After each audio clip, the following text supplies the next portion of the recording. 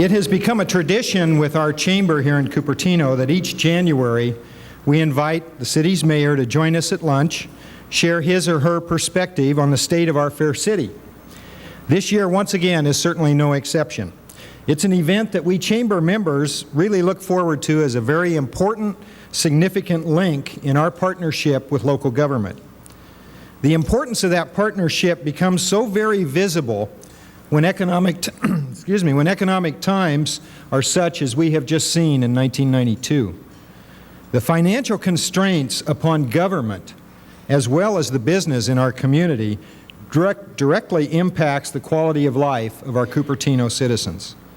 So times like today, when goals are shared, obstacles are discussed, and communications are heightened, are indeed special for all of us.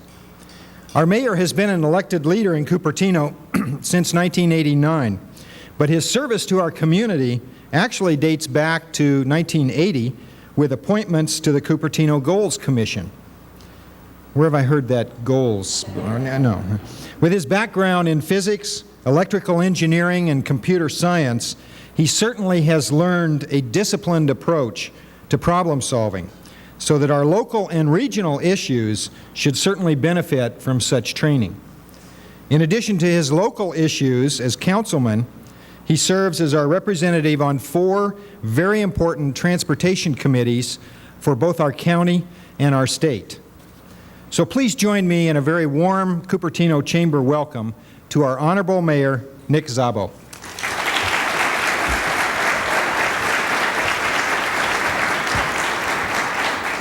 Thank you for that introduction. It's traditional to give a speech here, and I asked Laura Lee Sorensen before how long should it take, and she said it would be should be about 20 minutes. Now, I can't promise you that, but it will be somewhere in length between President Clinton's speech yesterday and Castro's speech in Cuba. Now, I want to address 3 subjects at this time. I want to look back over the year of 1992, see what we have accomplished. Then I would like to tell you what we feel our goals are for 1993. And finally, I'd like to discuss a subject close to my heart, a covenant that we should have with our government. I think that we need to look at our relationship as citizens to the government. Now, these are very difficult times. As you know, the state budget is in trouble and has been for quite a while. In 1992, significant cuts in state budget resulted in even more significant cuts to cities and counties. And of course, we also have a rather unhappy electorate. And those things make life much more difficult for local government. But we did accomplish quite a bit last year, and I'd like to go over it shortly. Our biggest accomplishment, I think, is to prepare the draft of the general plan. It took a long time. It took 3 years, much longer than we had hoped. But to put it into perspective, the last 2 general plans also took 3 years. And I think that it takes longer because we have citizenship participation. And I think we should be proud of that. By comparison, a city like San Jose that doesn't televise its meetings and where they are held during the daytime, the general plan generally takes 2 years. And if you compare it with Palo Alto, which really has a lot of citizens' participation, it takes 5 years. So I think 3 years is just exactly a happy medium. Now, this particular plan took longer for the reason that it has more innovative ideas in it and a bigger change in our general approach to things. We have decided to prohibit sprawl into the outlying areas and concentrate the development along major transportation routes that will be developed subsequently in the next 20 years.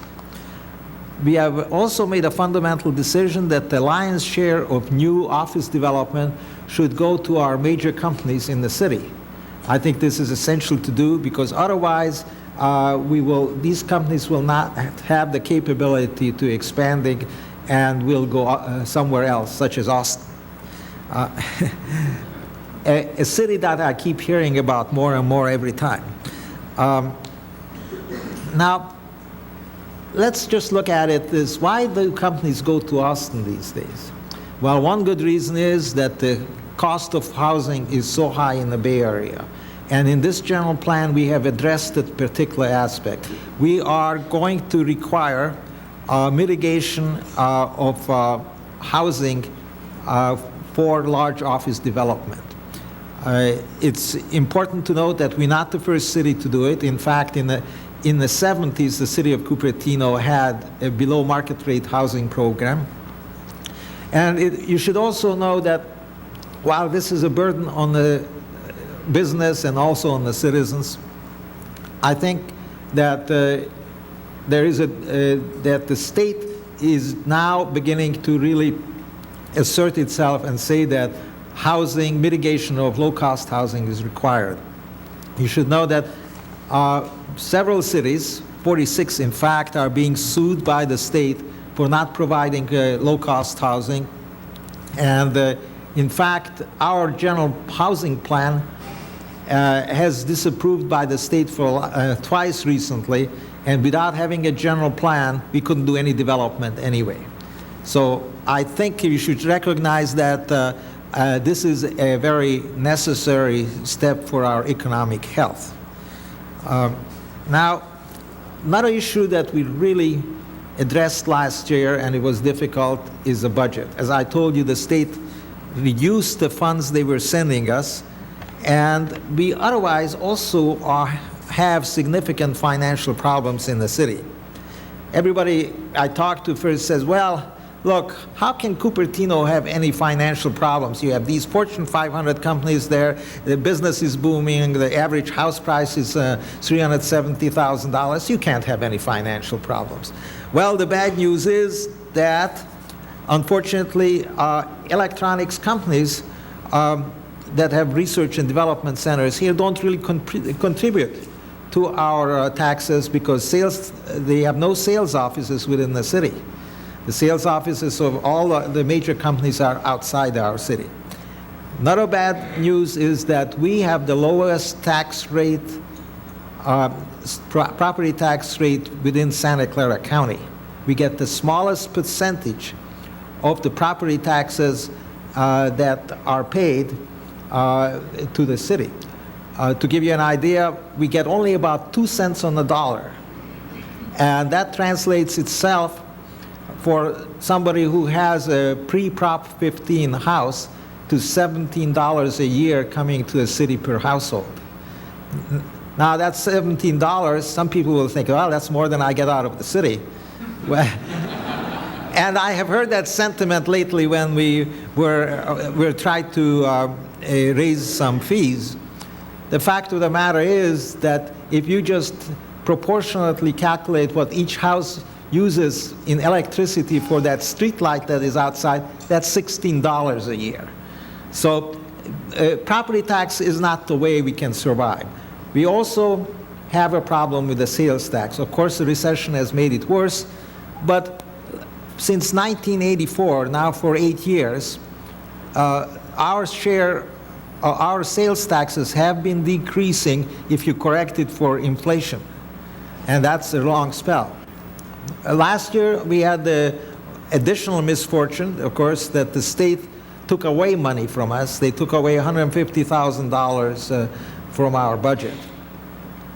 So what is the solution to this? Well, the solution is a very popular word these days. It's called downsizing. And that's exactly what we did. We reduced our workforce by 10%, but luckily almost all by attrition. And we also gave no raises to the employees whatsoever. And I want to salute them here that we didn't get any complaints and grumbling that how do you expect us to survive when really our salaries are going down when they corrected for inflation. The city's employees served us well, and there were no complaints. They were very understanding. We eliminated all capital expenditures with the exception of monies for the youth sports field, and we were required to do those because we had a contract with the Cupertino School District.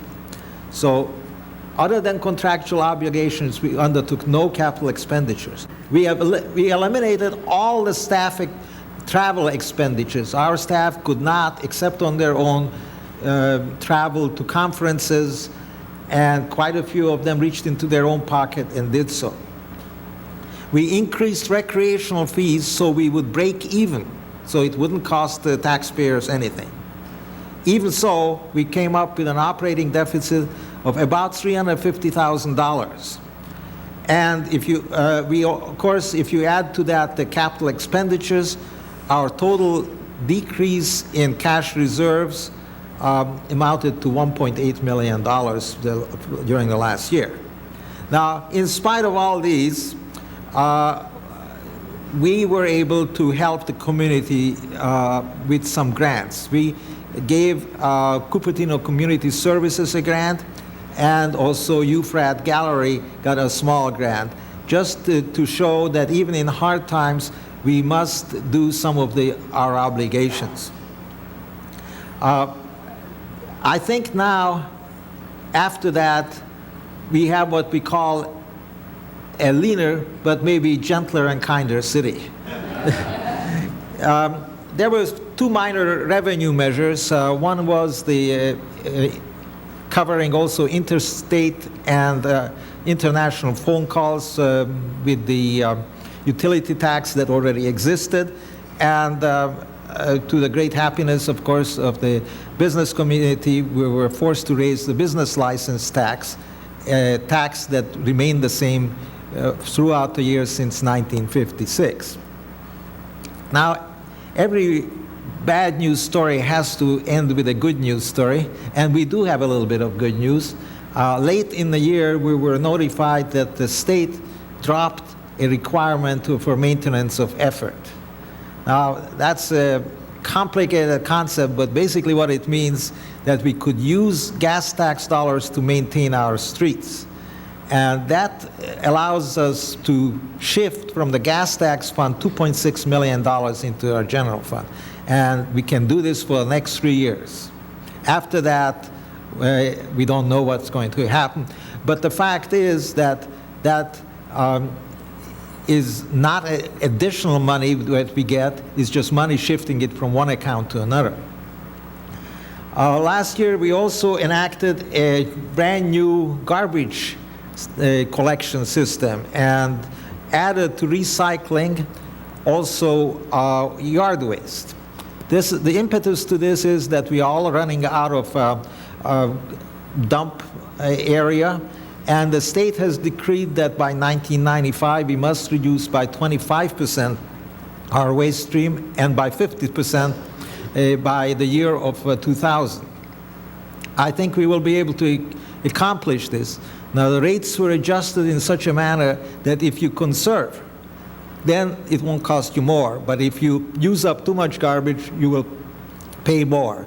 The fact is that with the current structure, approximately 70% of the garbage is either recycled material or is material such as yard waste, and that will not occupy a dump area. The motto here, as everywhere else, is if you conserve, we will make sure that it will not cost you too much money. Just as in water, if you did not use much water, the rates would be low, and the rates increase the more you use. Another piece of good news was that Measure A was enacted by the county's electorate. This is a measure to allow us over the next 20 years to install a rail system. And we will be, as Cupertino residents, beneficiaries of that system. After much lobbying by Barbara Koppel, we now are on the map as having two rail systems coming into the city. one from the downtown area via Stevens Creek Boulevard, and the other one either along Highway 80, the I-85 corridor, or along De Anza Boulevard all the way to Rainbow. This will allow us to not be as much reliant on the private automobile, and will allow our employers to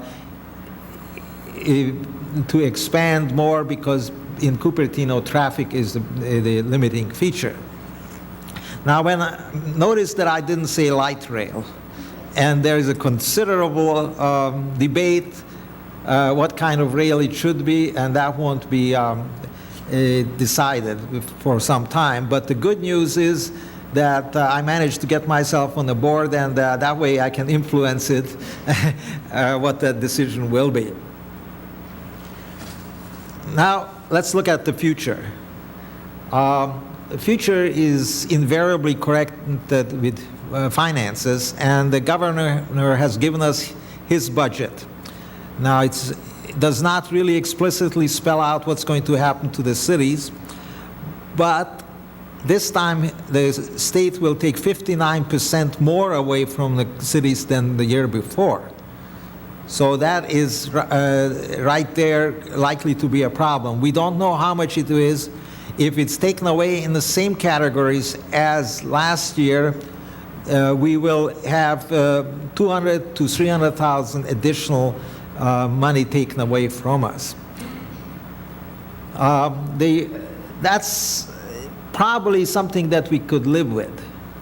Worse would be if two items that are in our budget which are large, such as the in lieu vehicle fees, or our special revenue of no and low tax monies do not get sent to the cities. We don't know at this time, and the problem is that the governor in the past has been friendlier towards the cities than the state legislature, and the state legislature is likely to do some surgery on the governor's budget, particularly since all economists say that the governor's budget is way too optimistic.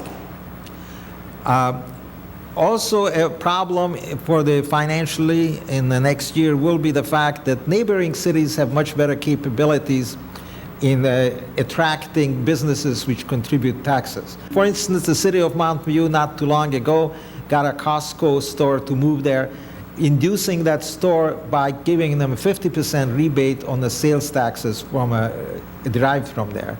We cannot do that. Mountain View is a charter city, and we are a general law city, so we cannot do that. Then there is the city of, for instance, Santa Clara, that has just reduced their utility rate. They own the utility company in the city, 53% to induce Intel to move there. That's a real incentive, and I don't know, we can't match that, obviously. We will have to basically do with what resources we have.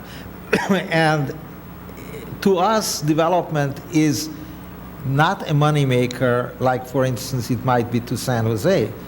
San Jose getting 20% of the tax dollar can make a great deal of money on office expansion. We cannot. Let me now transition to goals. Last Friday we had our meeting, city council meeting, to discuss goals, and we came up with a long list, and it's kind of a list that is what my mother used to call, this is a practical Christmas. And a practical Christmas is when you get socks and sweaters or whatever you would have bought anyway. So this year, that's exactly how it's going to be. First of all, the number one priority is let's get the general plan done and adopted. And that general plan, by the way, will have has included in it a joint powers agreement with neighboring cities to control development in the areas outside the city limits, but in the county territory. Of course, we have to get the agreement of both the county and the neighboring cities, but we will try to get that. We will put redevelopment on hold. At this point, the state budget is so uncertain and what effect it would have on the various jurisdictions that nobody can really predict whether redevelopment is at all financially feasible. So we will put that on hold until such time these matters are clarified. Now, dear to the business community is the concept of the heart of the city, also known previously as the Grand Boulevard, or had half a dozen other names. What we have decided is to develop a specific plan for that. We have not decided as yet where the heart of the city will be located. It could be located possibly close to De Anza College, or the other one is close to Valco. There is no decision on it, and that's one of the decisions we'll have to make.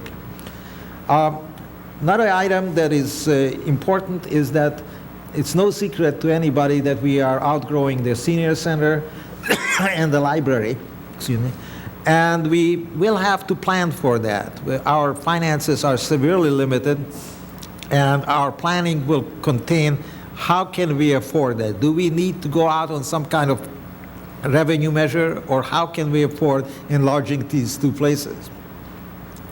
Of great interest is a sign ordinance because to business, because there have been many complaints in the past, and we are revising that sign ordinance at present.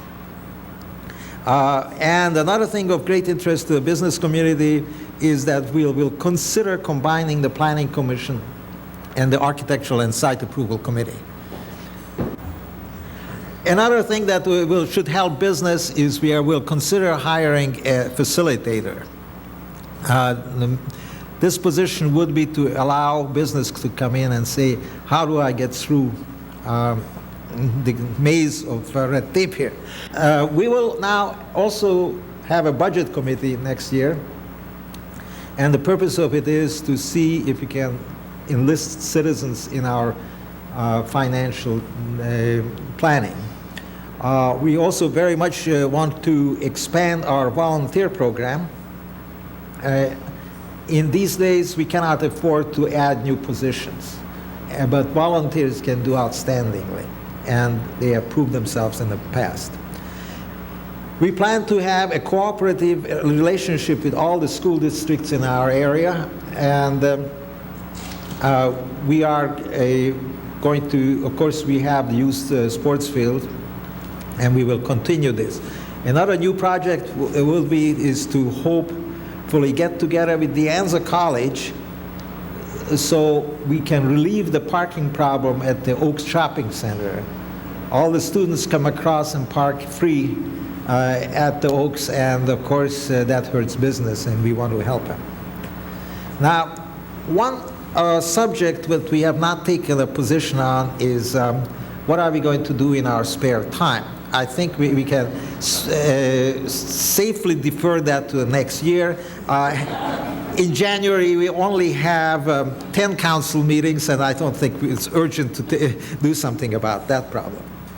Now I'd like to talk to you about my personal concept of how our government and our citizens can develop mutual respect for each other. There's no doubt about it, there's a great deal of dissatisfaction out there with the way the government is run. The complaints I hear are taxes are too high, government is inefficient, and private business could always do this better. And I like to respond to this somewhat. First of all, the United States has the lowest taxes of any in this industrial nation, and I think we should really consider that seriously. Our own city, I think, is highly efficient, and I can give you a rough comparison.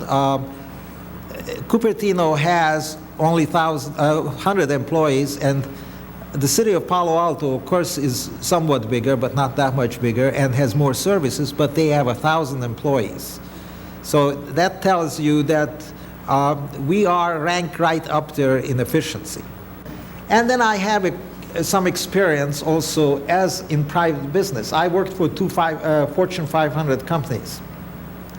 And I claim that the city of Cupertino is more efficient than any of those two Fortune 500 companies.